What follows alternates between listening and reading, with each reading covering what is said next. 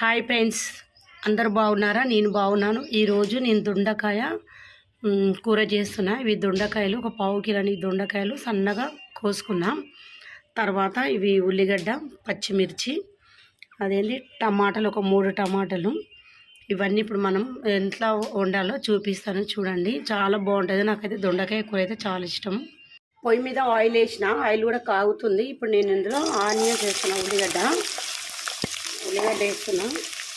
కొంచెం అంతా కరివేపాకు కూడా వేస్తున్నా. కరివేపాకు వేసిన, పచ్చిమిరపకాయలు కూడా వేసి ఇప్పుడు ఉల్లిగడ్డ అయితే ఫ్రై అవుతుంది. ఉల్లిగడ్డ ఇప్పుడు అల్లం వెల్లిగడ్డ వేసిన. అల్లం వెల్లిగడ్డ కొంచెం ఎప్పటికప్పుడే నూరు వేస్తే బాగుంటుంది. నాకైతే అట్లనే ఇష్టం. ఇంక ఎప్పుడన్నా ఒకసారి నూరి పెట్టుకుంటా, కానీ ఇక మామూలు టైం అప్పుడు, ఇక టైం లేనప్పుడు అయితే ఎప్పుడప్పుడు దంచి వేసిస్తాను.